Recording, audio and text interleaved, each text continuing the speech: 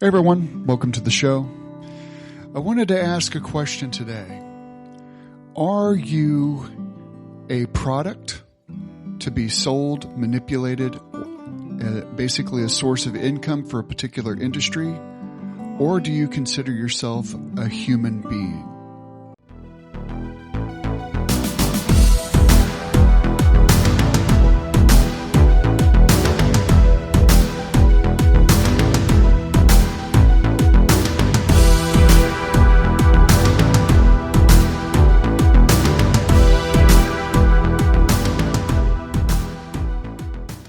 So where am I going with this? I'm going with the T word. Lots of young, impressionable adults being transitioned and made into a product that is irreversible. Whenever you transition, you have done something to your body that is irreversible. And they don't tell you that. You get sold a bad bill of goods. And it's scary. And so this is not to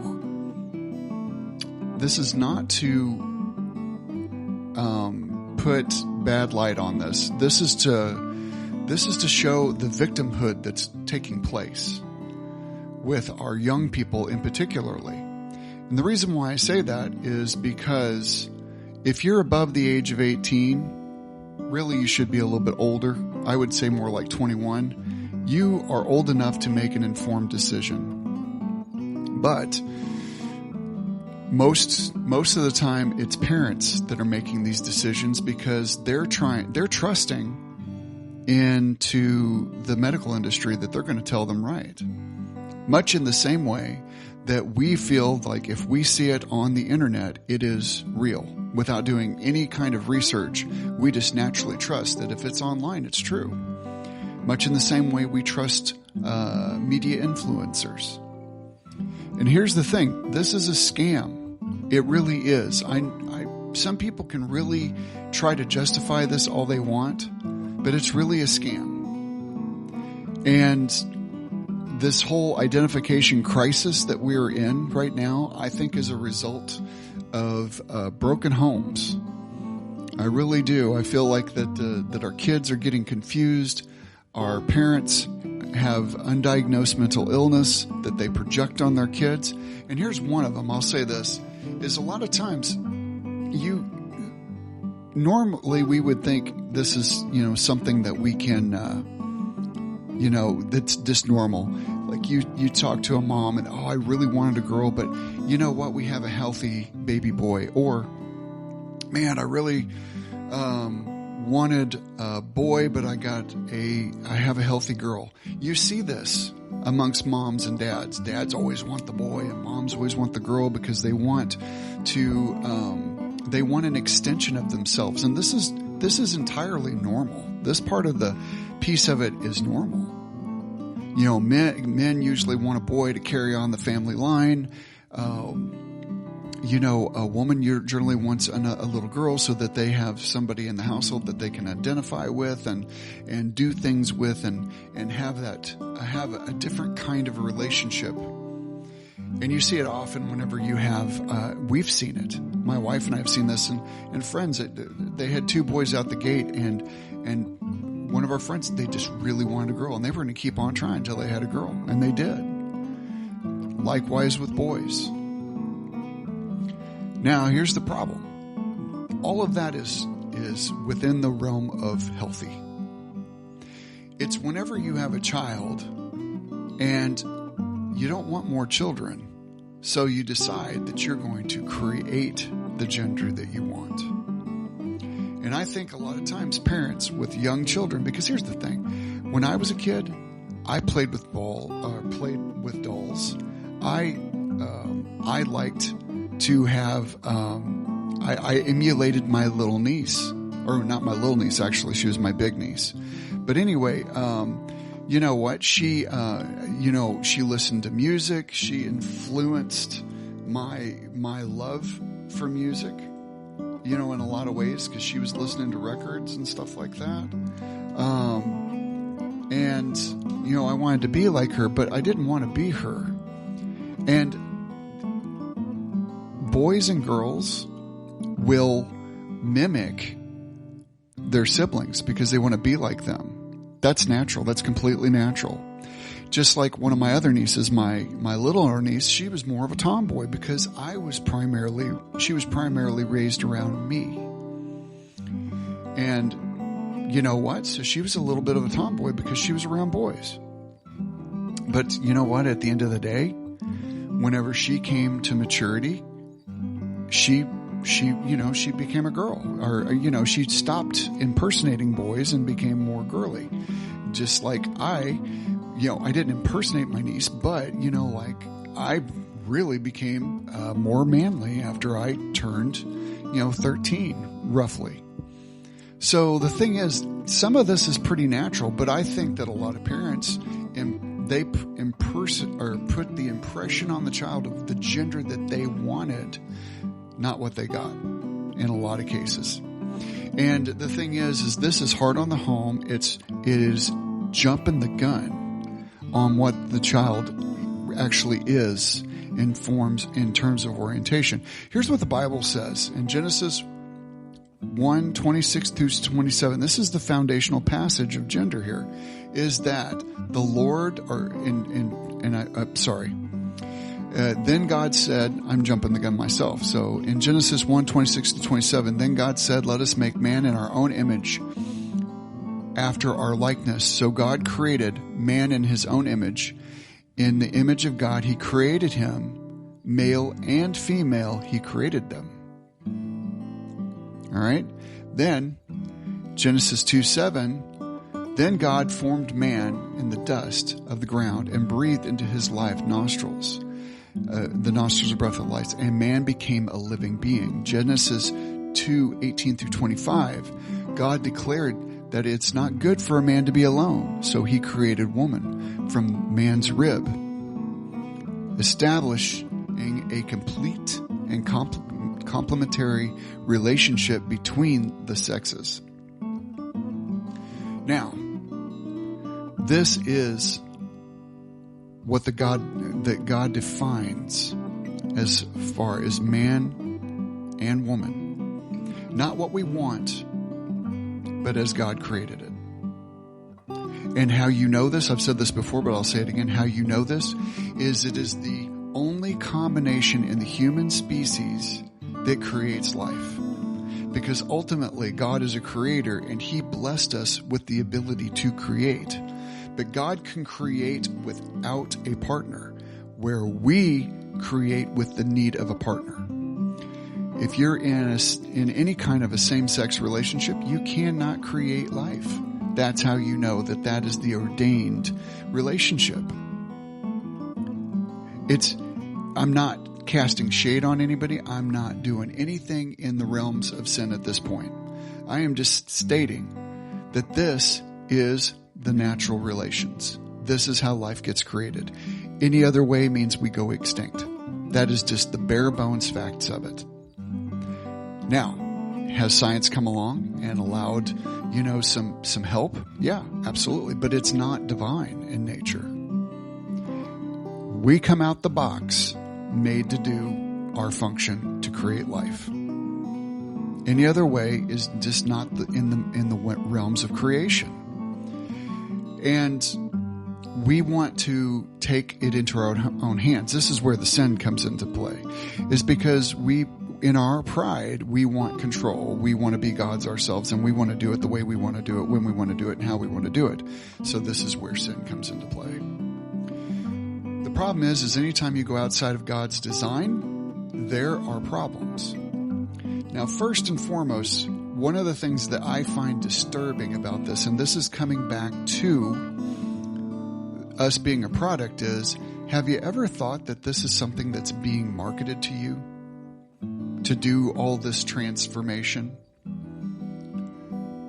Have you ever thought about it for a second? We already know that with medications, it's kind of becoming, a little bit of, you get sold this. It's a booming industry. I can't watch a TV show without seeing at least 80 to 90% of medical ads, from weight loss drugs to AIDS preventing drugs or like a cocktail to subdue the symptoms. It's all medical related. When I was a kid, I used to see more about fast food. Now look at us. We're one of the most overweight countries. But I'll tell you this, and this blew me away. The global industry of transitioning procedures and everything that goes with it is approximately a $2.9 billion annually. That's what they make in the medical industry off this stuff, and it's projected to be $5 billion by 2033. Think about that for a second. Have we become a product? And is it really worth it? Because here's the thing. A lot of this stuff starts on children. And this stuff has major consequences to it. You're taking drugs that suppress your normal hormone production. Now, I'll tell you what happens. I'm not comparing animals and humans in any way, but my wife and I, we have a dog. And we intend on getting her spayed. Well, here's the thing. We are experienced dog owners. We've had 3 dogs. And it used to be that you spaded your dog within the first 6 months, or right around 6 months. Now we're learning that because of that may have caused a lot of health issues with our 2 pooches that we had, that caused them to die prematurely or have difficulties with, spinal issues to bone density issues, all of that. And so we've let our dog go through puberty, go through 2 heats, and wait the recommended amount of time so that she has proper hormonal development and production in her body before we spayed her. And that's just in animals. What about humans?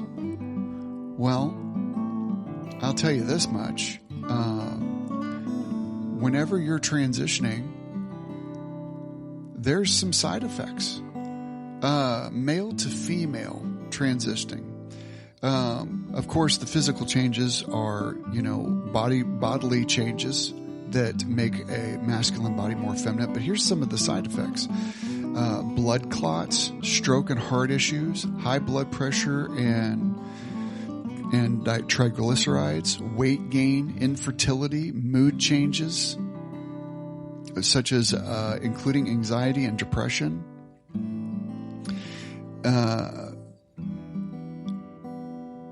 Nipple changes. This is some kind of big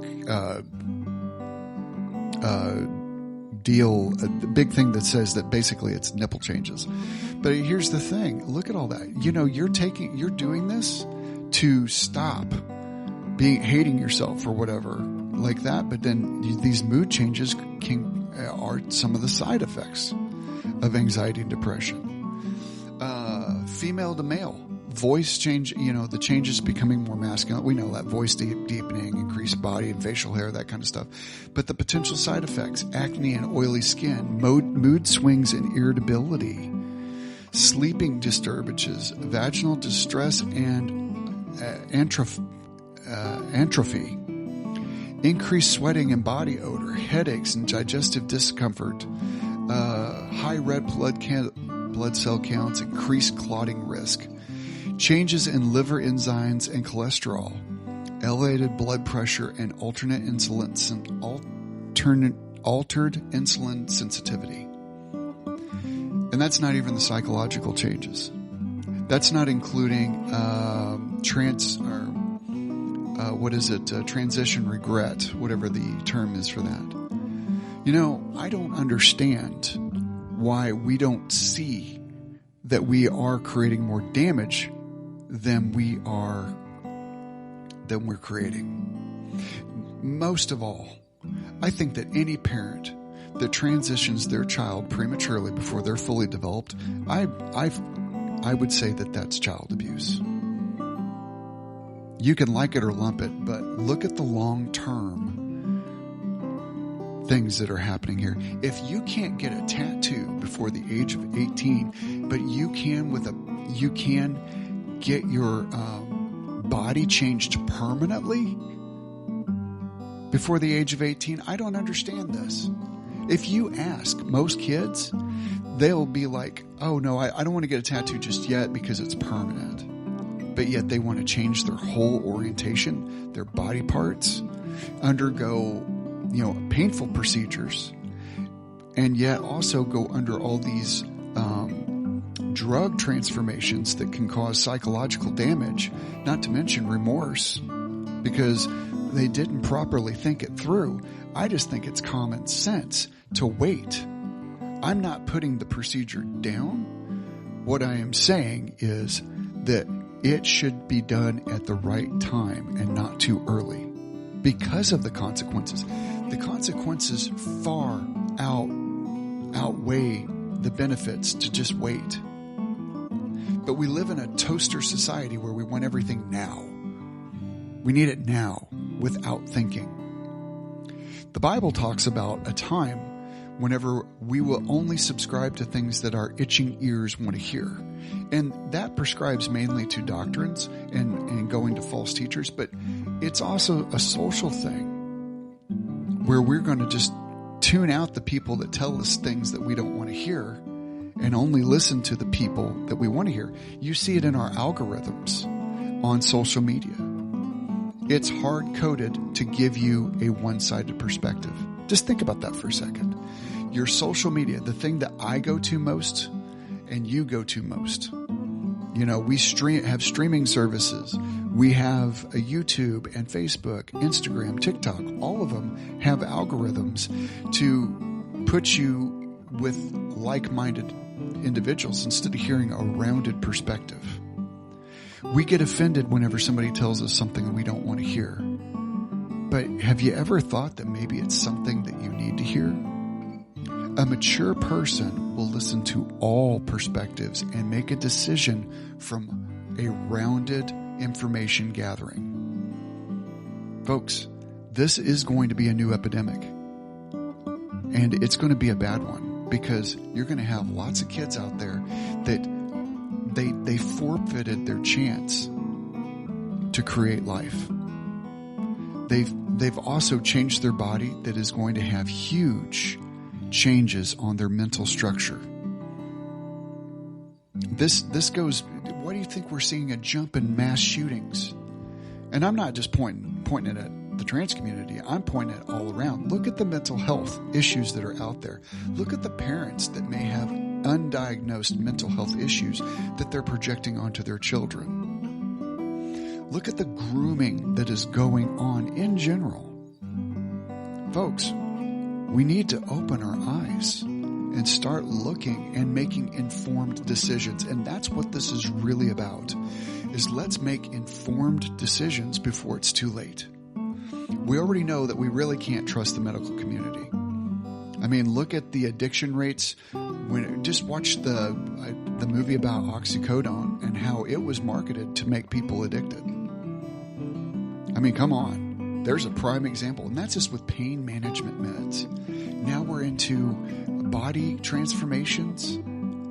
Where's it going to end? When are we going to say, as the human race, that the buck stops here? I'm going to be manipulated no more.